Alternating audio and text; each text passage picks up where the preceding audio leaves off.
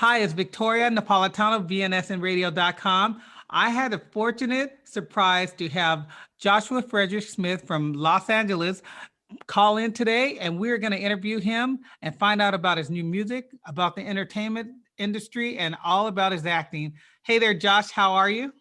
Good morning, Victoria Napolitano. How you doing? I am awesome. I love that you had time for me. I know you're super busy with your new music coming out. But before we get into your music, can you give me a little rundown of your background of acting and the entertainment industry? Because I have so many questions for you. Oh yeah, for sure. And Victoria, you don't mind that I'm drinking my Avenio coffee right now, do you? Oh, this no, that was a gift to you. It's what you sent me, and this stuff is just, I mean, honestly, I'd rather just sit here and drink coffee all day than talk about myself. But I love it. Thanks so much. It's really good stuff. Yeah, man, it's been such an interesting year. This is the first time I've gotten to hop on and do a podcast and talk about the acting stuff since here in Los Angeles the past year. Everything has just been pretty quiet with the COVID-19 pandemic and all that stuff. But yeah, as you know from previous interviews we did, I know your listeners might not know this. As a young boy, I started out on a horse ranch doing stunts for some low budget B movies that my grandfather had the fortunate opportunity to create movie sets for. And that really was where it all started for me. And just, spanning back to 12, 13 years old, spending 3 or 4 months on a production doing the horse stunts. Out of all the grandkids my grandfather had, I was just the one that loved to stay up all night. I was the one that loved being around the production. I loved the honey wagons. I loved the energy and the camaraderie on a film set, and just being somebody that's, I'm a very artsy driven guy. I like to build stuff with my hands. There was something really just very magical about it. So, 2000, it was 2006 and 7. I moved, 2007 specifically. I moved to Los Angeles, started doing the background work thing, some student films, built my way up, got in the union, started doing some commercials. And then I went to India for about a year, and then to Cambodia, and then some really, really nice mainstream commercials. And I'm obviously leaving out a lot of details. It's been a journey. It's definitely, one thing I've learned is I used to think that, I'm going to make it when I get this job or when I get this client. And what I've learned about the entertainment business as an actor is, I'm personally, every job I get, I'm so grateful, because you just never know if it's your last. Wow, that's pretty intense to say, because I look at all your film information on IMDb, Joshua Fredric Smith, and it looks like you've worked with Mickey Rourke, Kim Basinger. Did I say that right? Basinger? Yeah, that's right. Kim Basinger. Rob Lowe, David Guetta. Yeah, I know you like David Guetta, that music. Oh my God, I love him. And he's on our website to show you in that video. You were amazing. Thank you. Yeah, that was the one opportunity that Hannah Lux Davis, the director, gave me an opportunity. It was a little story on that. They were doing advertising for castings for that, and I never got called in. I got passed over. Mind you, they didn't call me into audition. I had agent submitted. And then I get a phone call from a casting agent. She just said, "Hey, like in 2 days, they're shooting this video, and your look persona is the prototype of the lead. She wants to go against David Guetta in this music video." And I just was like, "Sure, I'm available." So she FaceTimed me, and then 2 days later, I'm on that job, and it was a nice thing. She's a very awesome director. David Guetta was awesome to work opposite of, and where was that filmed? That was filmed in Hawthorne Abandoned Mall. And obviously they got B-roll for some of those wide scoping shots with the horses running. Mm-hmm. I don't know where they got that footage, but my work was all done in a 15-hour day at the Hawthorne Abandoned Mall. And frankly, for me, it was one of the funnest acting jobs, because I could just emote. I didn't have to focus on lines. I didn't have to. She gave me a lot of freedom, and also the scar they put on me, the jewelry. Yeah. It was really, really, and I'm frankly naturally a bit of I'm not saying sinister. I'm naturally I don't know. There's a bit of a Darkness. pensive guy, and I like to be. It's not mysterious because you can't force this stuff. I think whatever that character was, I had a lot of people really say, "Hey, I really liked what you did there," and it was interesting because for me that was the easiest job I've done. So obviously the correlation between my natural self and that, coupled with a little cosmetic adjustments and some lighting and makeup, was an aggressive character. Now I'm not an aggressive person, but it's fun to portray a bit of a the agitator. It's fun. It was fun. Mhm. It was fun. Well, it was so fun that I was checking up on you when I was getting ready for the interview. It has 211,282 views. That Yeah, is it's nice. crazy. That's almost a quarter of a billion. Billion. Yeah, I think I'm going to be that actor and be a little boastful here. However, it's been a long road between that one, Avicii, and some of those other music videos. I would think in the next year or two, all those accumulated would easily hit a billion views. But this day and age, it's always on to the next. And I've been really fortunate to have those top end starring roles in these music videos. However, like I said, you never know what job's next. You did a great job in New Kids on the Block. I love that video. I completely forgot about that. Yeah, the sorry, someone's Instagramming me. Move that. The Avicii music video was pure bliss for me because they cast me alongside just an amazing young up and coming actress, Emily Skinner from Andy and Mac. I think she's a huge Disney star. I mean, this girl's got like 5 or 6 million followers on Instagram or Instagram, whatever you want to call it. And it's that was awesome. That was really an awesome one because I, being a dad with a daughter, got to really learn a little more. I got to, it's a layer I hadn't ever used in a film or a music video. So getting to work with Emily, and it kind of looks amazing. like it was emotional too. Yeah, well, the music video director Julius Ona is doing very well, feature films. So it's a really nice thing to be able to have that as a quote unquote catalog of work. So what makes a good actor versus what makes a good career? Great question. I think that things have spanned so much since reality TV, HGTV, the Kardashians, The Voice, America's Next Top Singer, whatever it is. I think what makes a great actor is dedication and experience. Life, I think. I personally believe, maybe I'm projecting a bit here. Life experience, I think, is what makes somebody a great actor because it's all about the subtleties. It's about react the responding in proper ways. Whereas a great career, I mean, you look at someone like Mario Lopez. Oh yeah, he's been around forever. He did. You don't know him from movies. You know him from one thing: Saved by the Bell, and his not journalist stuff, but his reality show host stuff. I mean, that is a fantastic career. Ryan Seacrest, fantastic career, but not known actors. So I think that the line between,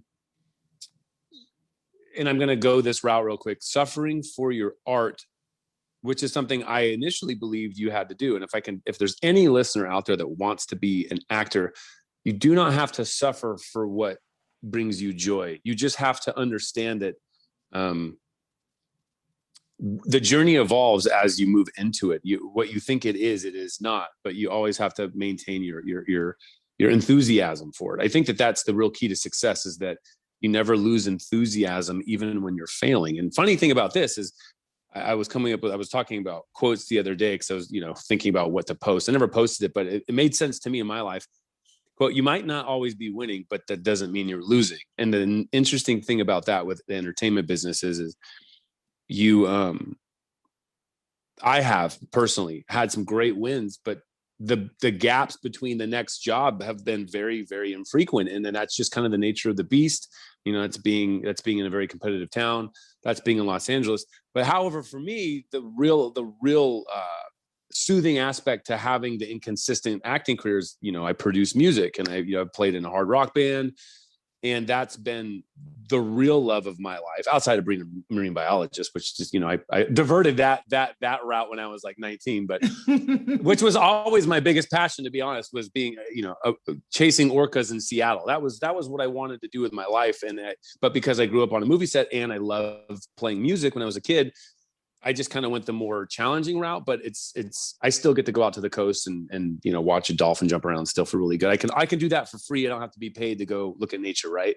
Right, exactly. So do you feel like you find balance between waiting and doing acting jobs? Because you've done a ton of work. That's what's crazy. But do you find balance by doing writing music? Great thing you just said. I've done a lot of work. How do I find balance? Here's something I also was talking to about another actor the other day, and I think you'll understand this from your career endeavors. There's a difference between quantity and quality. I don't work a lot because I pursue quality. A lot of people I know work far more than me, but those jobs, and I'm not saying names, are trash. They're trash. Yeah, Victoria. It's embarrassing. There is such a thing as stages of the type of acting career, and I'm not saying like the scream queen or the low budget horror movie queens, but there are companies out there that produce movies for numbers, not for quality. And I hate to say it, a lot of people pursuing quality are going to experience a lot of unrest, because if you're really trying to do something worthwhile, it takes so much energy and so much emotion and so many other it's a real journey.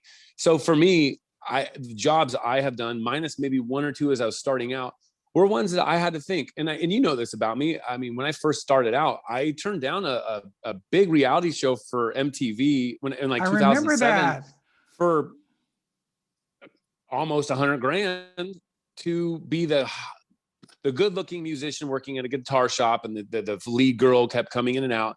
And she said, they said, we want to assign you to this, but you won't be able to do any other productions for a year. And I thought, man, I can't even afford to pay my rent right now. But I can't do this because it is not aligned with what my greater desire is. And to take the win now and then have that tarnish what I'm trying to do later, that's a risk. You just don't know. You never know what's going to happen. So to balance it out, I've had a couple productions recently because of COVID-19 that had gotten canceled, or there was a situation where the director didn't have the proper amount of backing. And it was frankly some of me and my friend Gary Kane's best acting work. We were filming in 113-degree weather out in the desert.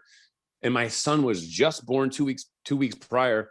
And we were hustling on this production. I have not felt so alive on a set ever. It was amazing. Problem, money. And it didn't grow the legs we thought it would. So after 14, 15 years, the frustration of not having any footing and any grasp on seeing something to its end is one of the hardest things as an actor, because you're just one percentage of the full picture, the full scope of what it takes to release a movie. So segueing that into why I produce my music, as I'm the vocalist, I'm the guitarist, I write the lyrics, I write the melody patterns.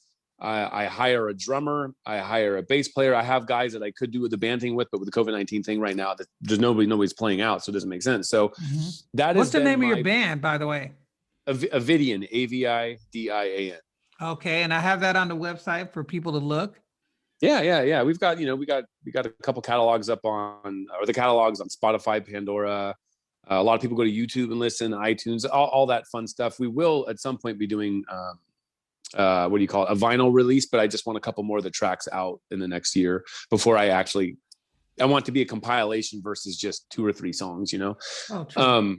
But I've always done music. And when we first started out early on in 2003, we put out a studio demo. Sounds really good, but I wasn't happy with it, because the material we had that was not recorded was so much better than what we had recorded that it was just frustrating. And that was, it was a big financial endeavor. And then, I took some time off, moved to LA, became an actor. And now I realize, wow, that's really who I am is my music. Mm-hmm. And your artwork. Wow. Oh yeah. And I've done I wouldn't say I've done well in the scope of having a big, wide commercial network with selling my artwork, but I definitely have some very, very loyal people that when I post new canvas pieces, they just like that. And then what's amazing about that is this one client has basically almost purchased an art show. She's got 7 or 8 of my canvas pieces, and Hard Candy Art, by the way, on Instagram is where you can see my artwork. People, Hard Candy Art, Hard Candy at Hard Candy Art. It's got a little dragon in the front. But anyway, it just takes so much time, and I'm so fickle and so detailed that it can sometimes take me 8 to 9 months to finish one 11 by 17 drawing. So it's a lot of time and energy. So, I think I need to design the cover of your artwork, or for the artwork of your music. That is I love that picture. All of them. That's great. Every except for one photograph of me in the desert for the Ben Miller, a really awesome photographer, a guy I actually went to high school with. It was actually, Ben Miller was my pen pal in 4th grade, but he's super successful shooting for all these magazines, and we had done a test shoot out in the desert when I got back from doing Damn 999 in India, and I said, hey, can I use this for one of our music releases? He said, absolutely, just give me credit. But all of our EP compilations and record releases on Pandora and Spotify and everything, yeah, I have actually designed every one of those. I love it's so beautiful. You've got to look at it. The last one, it's called Underwater, a Vidian. Victoria went through so many scenarios of how, because I feel like the cover of a release really also is a selling point. It has to invoke some kind of response. So I went around LA looking for vantage points of a tree, and I saw this tree on this hike that was it was a cold, foggy day. This is probably around July or August last year, 2020. And I just took a picture to get some ideas, and I looked through my cell phone and I was like, oh, shebang, that's an awesome picture. So then I started designing, I just used the regular italic Avidian font, but then I started mirroring a picture of the sky I took on the letters, and I started fading that into the trees.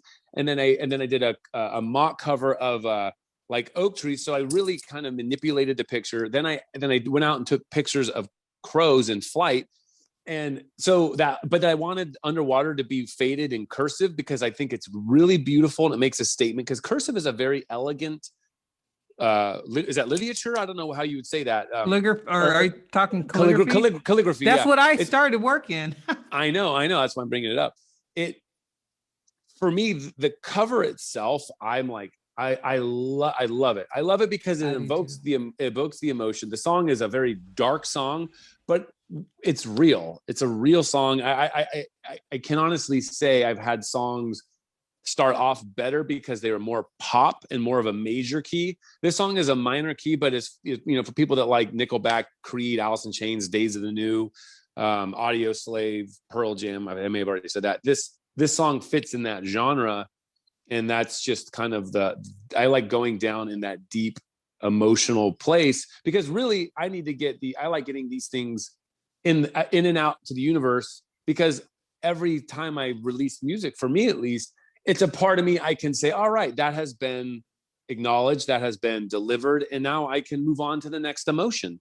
I like that thought process. Yeah, instead of reharming myself by playing music that's self-toxifying, I generally try to keep things positive. I try to keep things as true and authentic to what I believe that this is going to come out like. The challenging thing is what you think you're going to get going into the studio always is different when you come out. Because I have an amazing producer on this, so the mastering people are great. But Drew Kapner, he's worked with a lot of substantial names in the business, and he's another left-handed guy like me. So we get in there and we'll kind of get in a little bit of an argument over a certain direction. But at the end of the day, it's really nice having somebody else that cares as much about the music as I do. You were in the studio a long time. Was it in 2020 or was it 2019 that you So were in? in 2019, I did the Void remixes with Kaylee Marie. I hired a female vocalist to come in and kind of add some texture. So that I released in 2019 in August.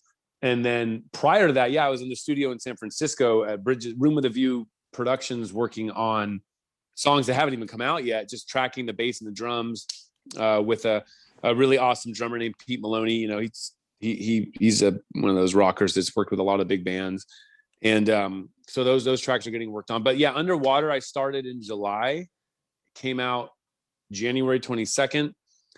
Tony Smith is the bass player on that, and the guy named Dango Callan from basically is Scott Stapp's from Creed's touring drummer, and he works for a lot of other big bands. So he does the drums on this next record we're doing. Wow.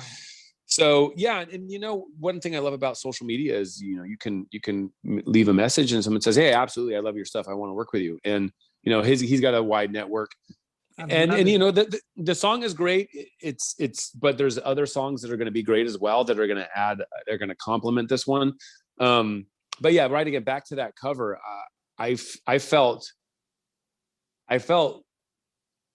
more artistically involved in the cover, because when I'm in the studio, all I can do is listen back to what the engineer's mixing. Once I do the singing and the guitar overdubs, everything else that's their project. I just am saying yes or no. But with the cover design stuff, there's another one. The next cover is for a song called Skin.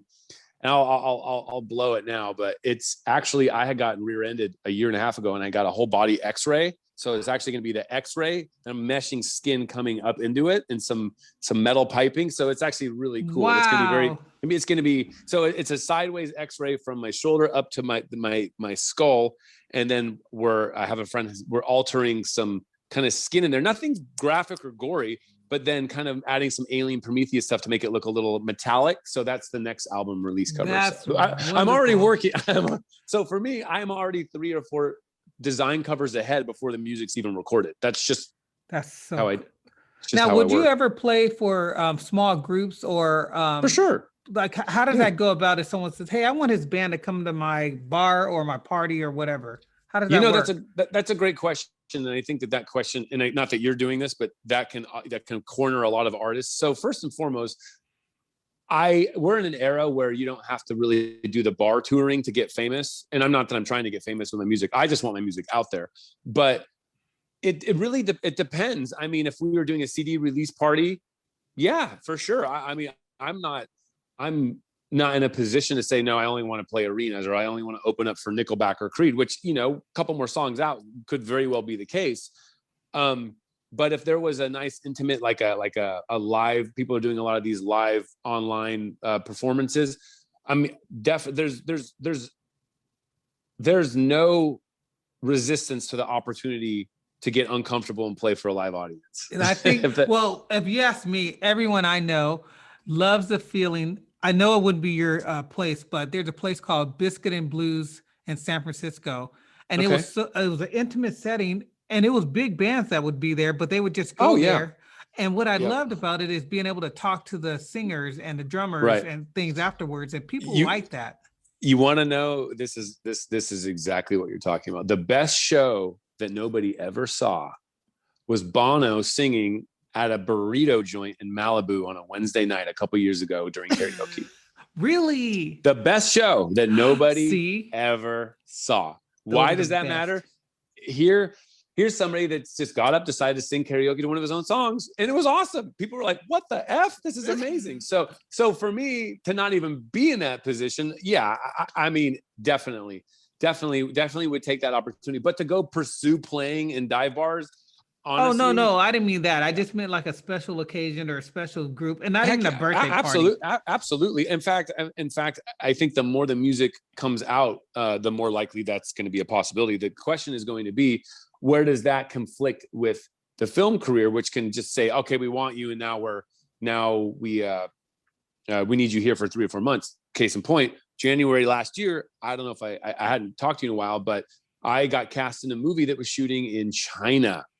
And I looked over frankly, and I'm not naming productions, it's nothing malicious, but the rate for being away from my son for 4 months was too long. But here's the catch.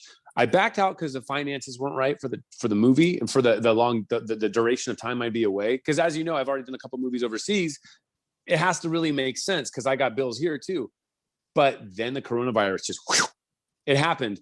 I don't even know what happened to all those people that went over there for work, but it was I was going to play a captured war, another captured war guy up in like the Snow Range Mountains during like some Korean invasion. It was crazy. And I was like, wow, okay, well, I'm getting typecast now, but you fit that style so much. Yeah, thanks. So why am I bringing this up? Because with music and acting, they don't always harmoniously flow, but what's so nice about modern times is I can do a live performance we just did that actually on my YouTube, a video and YouTube channel. I just posted a video of me, the drummer and the bass player, all compiled in videos, playing together just for promotional stuff. But we're in an era where yes, nothing beats the live experience, and we will get back to that. But for now, we're, being as creative as possible to kind of give that experience. Well, I love that you've never even slowed down, because with the virus out there, your mind is still working. You're in there working hard. And I just commend you for that. Honest, and all truthfulness, for me, I had more time to hone in on the song Underwater during the pandemic because there was really no other option. There was no castings, there was no acting stuff. And I've got all my gear here in my house. I'm like, I'm just going to really, really commit to this. And then I produced the start of another record during a pandemic. And I felt like that was, if it's ever going to happen, this is when it's going to happen.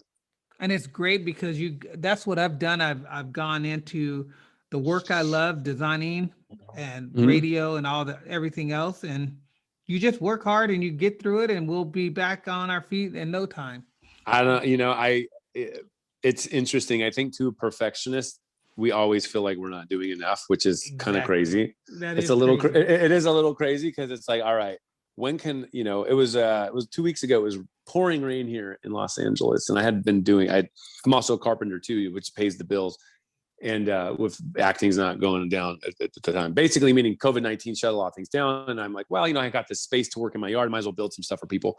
And I was tired. So it was pouring rain, and I went out to Zuma Beach. If anybody knows where that is out here, there wasn't a soul on the beach. It was pouring rain. It was the most beautiful day I've had in LA. Wow. And I think what's interesting is people have this misconception that LA is all about sunshine and people wearing less clothes and running around the beach. And for the most part, that's accurate. But for me, if my favorite days in LA were nobody's outside. So COVID-19, frankly, when I would go to do stuff outside with my son and, in secluded areas and whatnot, it was no traffic. People were keeping to themselves. And you got to see the real beauty. Yeah, you get to actually really experience what it might be like living somewhere else. So not to knock LA too much. I do love this place. It is home. But it has its setbacks like everything else. But anyway, I agree with you. I do think things are getting back on track and things will smooth out. So what do you see in the future? So I'm looking over all the things you've done, which is still crazy to me. We've known each other since 2006. I've seen you through so many things. We've seen each other through so many things. Right. But all of the commercials that I love of you, how do you get picked for those commercials? Like I can't remember the car company, but you're driving. I'll brag. I'll name them. No, I love it. Look, I'm an actor. We love talking about ourselves, but it's more of a conflict to try not to talk about myself. So to answer the one question you said, where do I see the future and everything? It's interesting. Like I said, I look at every job as a beautiful gift because you really, truly don't know what's next. And after, I have 2 kids, London and Ukiah. I've got the music stuff. I'm in my early 40s now. Obviously drinking all this coffee is really helping out. But yes, and you can buy that at VNSN.TV. Okay, yeah, that stuff. No joke. This stuff is legit. It really is legit, especially in the French press. Where do I see things going? I ask myself this daily. There are days where and I feel like most people in interviews don't want to let's just scrap what other people are thinking. For me personally, I'm very proud of what I've experienced. And if there's something that has nothing to do with the entertainment business after this at all, I would be completely happy. However, like I said earlier, I always know the work could be better. So for me, there's still unfinished business in this career. I do feel that there's a couple more amazing movie opportunities. I know, I have my Lexus commercial that's airing that I did all the performance driving in, and I think there'll be more. Yeah, I did all. Yeah. I have a Lexus commercial that's airing right now that, I did all the stunt driving for it, and I'm the main guy, which is really cool. But Audi was the other one where I was fighting the bull in the arena. That was really cool. Love that video. And then there's the Volkswagen one where I'm marrying the woman that was like 40 times my age. That was crazy. I'll never forget that. But where I see the career going, I see more music. I see a couple really cool film experiences. Obviously, I see more of what I have, but I would like to think that it gets into the caliber of decision making that has well surpassed past experiences. I firmly believe the one thing about pursuing, I wouldn't say excellence, but pursuing quality is you work less, but the work you do is far reaching. And that is what matters the most to me. It's not about, like I said, the quantity of work I'm getting. It is specifically about the quality of work. And I can't express that enough. That when people ask, oh, you have such the look, or you have so many credits. And I just, it's always frustrating when somebody asks, how come you're not working more? And it's like, well, when you want a career, you don't have to backpedal, and you really have to make good choices.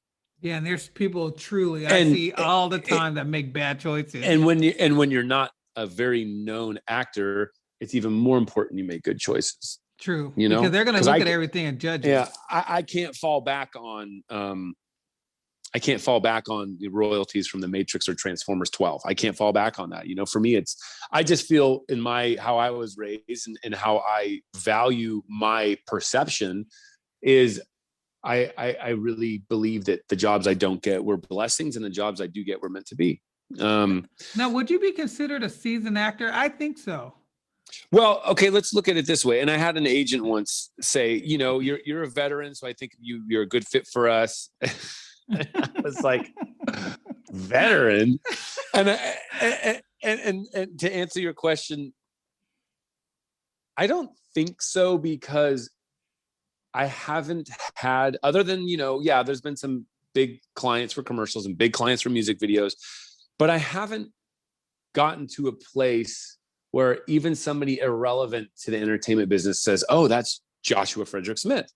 So what's nice is I have yet to experience what real and not to equate a real seasoned acting career with fame, but I think a blanketed perception of like, oh yeah, that's somebody that we all know.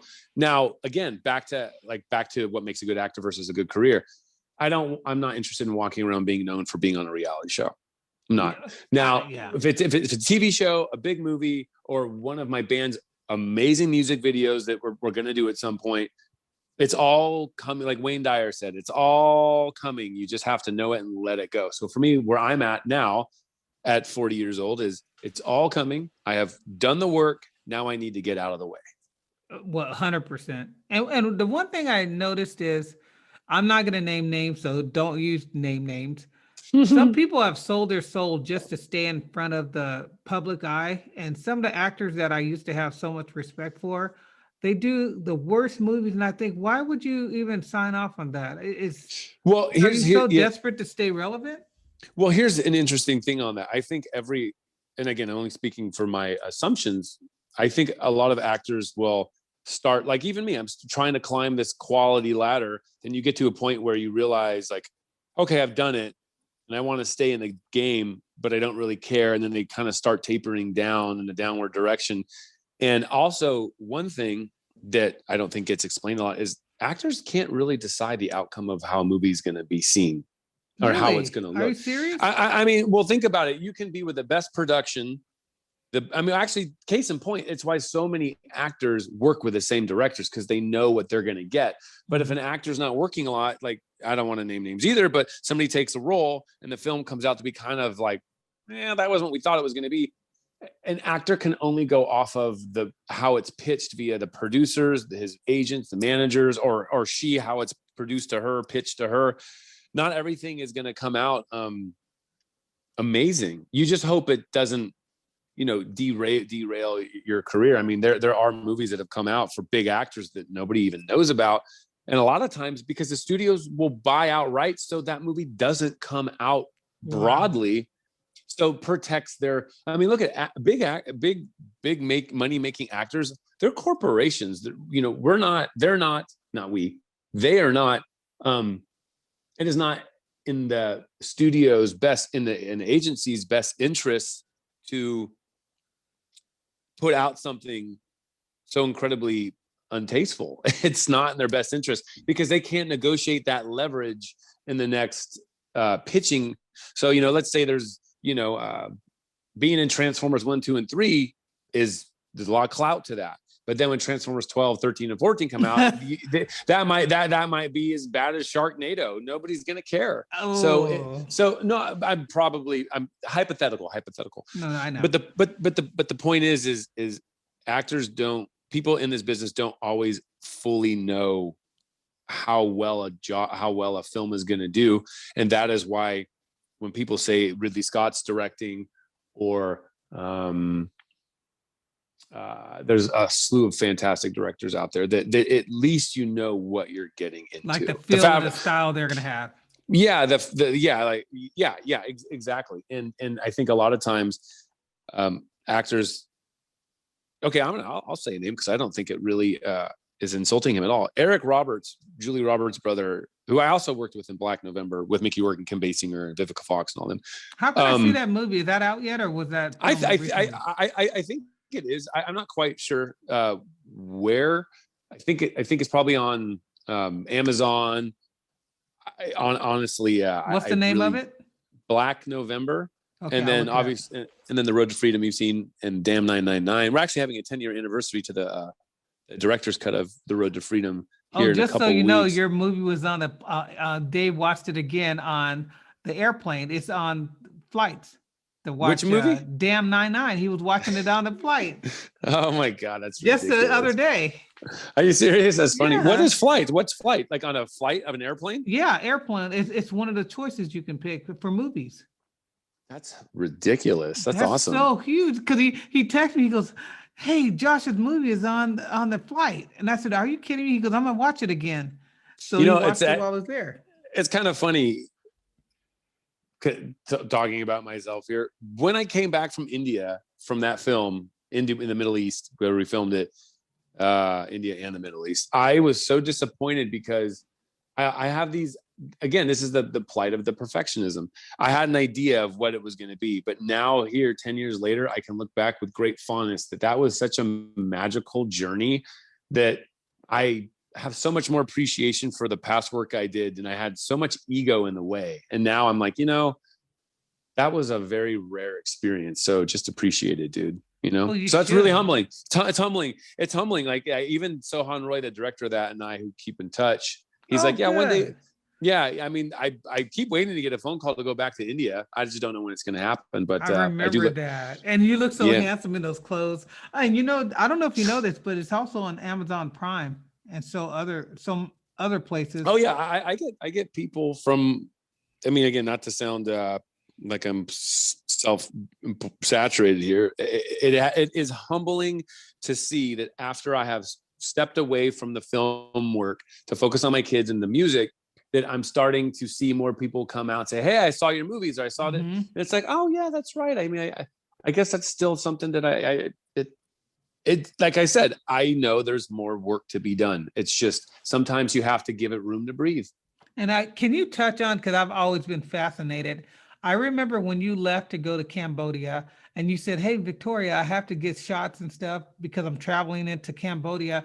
Right. I don't know why, but I felt pretty close to that. That journey you're taking on, because it just seems so incredible, and the story itself. If you could just briefly talk about that, if you don't mind. Yeah, I'd love to. Again, I'm going to preface it with this: people need to understand that that low budget movies doesn't mean the intent is to be low quality. Low budget movies means we simply only have so much money to work within to make our production as good as possible.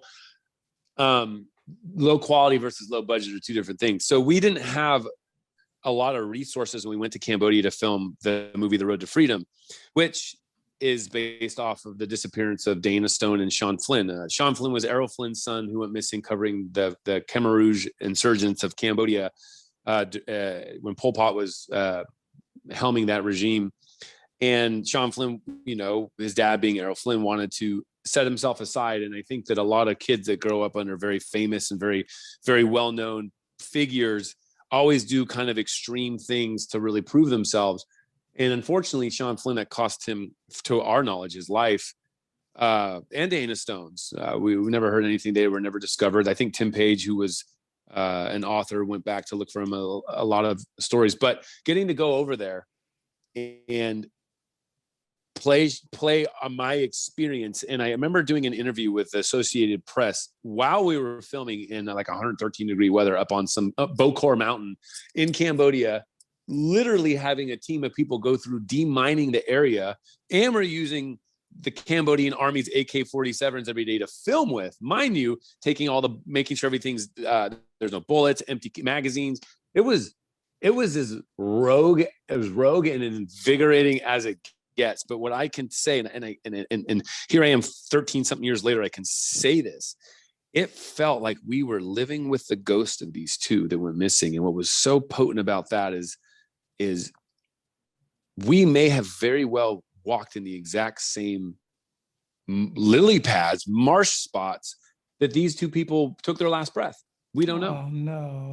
And what was so amazing about that experience was that their story, no matter the scope and scale of our film, will always continue to carry their spirits, because somebody cared enough, Brendan Moriarty, the director, to make light of such a tragedy. And what I learned from being not sheltered, but living here in America, getting to go to the killing fields, getting to go to the I think it's the SR-21 prison camps. We hear so much, and I'm not trying to make this political, but we hear so much about Auschwitz. We hear so much about what happens here, what's happened with slavery. I think that it exposed me to a third vantage point, or just a vantage point of what has happened to these people of Cambodia by their own people. And just the moral of it is tragedies everywhere. The root element is humans. So I hope that, I hope that the world has learned from these tragedies. So that was an eye-opening experience for me, being in Cambodia doing that movie. But yeah, we're having the 10 year. You went through a lot, didn't you? Physically? That was here's it's funny thing. Everybody thinks they want to be an actor until they realize it's not cut out for them. Doing them until they sit on a set for 18 hours. People ask me, "Oh, I want to be famous. I want to be an actor." I said, "Go be an extra for 18 hours on a set for a month straight. You'll see exactly what this is like." Mm-hmm. And then 2 days later, they don't want to do it because it's too much. It's like, it's boring. It's like, well, what'd you think this was? Anyway, so being there, it was, yeah, I had to have an operation on my armpit when I got back, because I had an infection in a lymph node that they think was a bot fly. So they pulled a larva out of my left lymph node under my armpit. I never really got sick. I got really sick in India, but in Cambodia, yeah, I don't know if I can cuss on your podcast, so I won't. I got beat to holy heck on that production. Wow. And looking back on it, man, what an experience. I know, it's just crazy. How long was it from start to finish? That one wasn't that long. That one was, I think, May to July in Cambodia specifically. I mean, we had a layover in Taipei and stuff, but we were in Cambodia, and the Dam 999 was from February to like October. So almost close to a year. Oh, wow. Or like 8-9 months or something. That was between Dubai, Singapore, and India. Now, and that was nuts being in the Middle East for a while, but what a beautiful, and also out in the Indian Ocean filming on that oil tanker for a couple weeks. So I remember that. Yeah, that was nuts. But yeah, is quaint and cottage-esque as The Road to Freedom is. I feel like this is something that, again, back to the quality of the content versus the quantity of its outreach. It is not starring in a Transformers movie, but for what it represents, it has really given me the joy to look back and think, wow, you know, I may have not started out with a big bang in my career, but I certainly can be proud of my work. 100%. Let everyone know how they can get a hold of you, like different little platforms they can find you. I think what's the easiest, because I run most of these channels, it would be Instagram, Joshua Fredric Smith, or Avidian Music Nation on Instagram, Hard Candy Art on Instagram, and then Twitter, Joshua Fredric Smith, and then Twitter, Avidian Music. And what about YouTube? Oh yeah, Joshua Fredric Smith or Avidian Music on YouTube. I think anytime you look up Avidian or Joshua Fredric Smith, it's going to interchange to bringing those up in the algorithm. So, you know, and your middle name, Fredric, is spelled differently. It's Fredric. Fredric, correct. Yeah. Okay. I want to make sure they got that right, not a K. Yeah. Well, how do you want to close this out? Again, I can't stress enough that I really appreciate the Christmas package and this coffee. I keep trying to a Vinio, right? VO. VO, yeah, it's beautiful coffee. I mean, my French press is actually glaring at me right now, saying, "Come finish me." How I want to finish this off, you know. Again, I'm in such a different position than I have been when we've done past interviews, and you have been the most consistent, loyal friend and a believer in what I'm trying to do, and same with you. And it's always been authentic. I remember saying this to you probably over a decade ago, Victoria. One day we're going to be there, and we won't have even realized it. I remember you saying that. We're gonna one day we'll have made it, and we won't even have realized it. And again, it's for me, yeah, I'm not floating in bajillions of dollars right now, but if you were to ask me if I felt like I've made it, I have, because I'm not desperate for it anymore. That's exactly how I feel. I'm not desperate for it because I've had it, and I do have it, and that has come with great sacrifice. And anything I want to stress to anybody else, time doesn't stop. So you better just start now. Like even the music. I mean, some people have said, "Oh, you know, aren't you too old for that?" I'm like, "What are you talking about? Age have to do with anything?" For me, I'm no interest in looking back when it's too late to think of what I could have done. And 90 years old. Yeah, everything in my life is going and working in the way it's supposed to, because of the efforts I've been taking with things. And I have a lot of peace with myself with that. But there's still so much mystery out there with the music, with the acting stuff, with my kids, you know. I mean, that has become a very big priority, especially spending so much time with my little guy. It's, you know, just yesterday I was pushing him in a cart through Home Depot and racing each other through the aisles. He's 3 in June. And that is so rewarding. And yet I can look at him and think, you know, I might not be where I want to be, because I don't believe anybody ever really gets there. But I know I've experienced some of the magnitude of what making the sacrifices that were necessary to make it to make it into an established sense where someone like you says, you know, are you a veteran at this? And again, it's not that I'm a veteran, but I've done enough. I've done enough work to be satisfied with those efforts to that point. And it's so wonderful to see from the years, because you were already just on point when I met you in 2006. But to see through the years, again, thank you for the compliment saying I'm consistent, and I feel the same with you. You've always held high standards. That's the one thing you've told me from the start. If it doesn't have class, I'm not going to do it. Yeah. And yeah, I think that's thank you for that. It's the truth. It was never about saying somebody else's projects were bad. It just, there's nothing wrong with having a standard within myself. There's nothing wrong with that. I mean, I firmly believe in leaving something better than you find it. And if I can't make something better than it is at the time, it's just not for me, and that's it. Wow. Well, that's a great way to stop. Until next time, I'm Victoria Napolitano, VNSN Radio.com. You're listening to VNSN Radio.com, Original music and talk shows brought to you by Victoria Napolitano in Beverly Hills.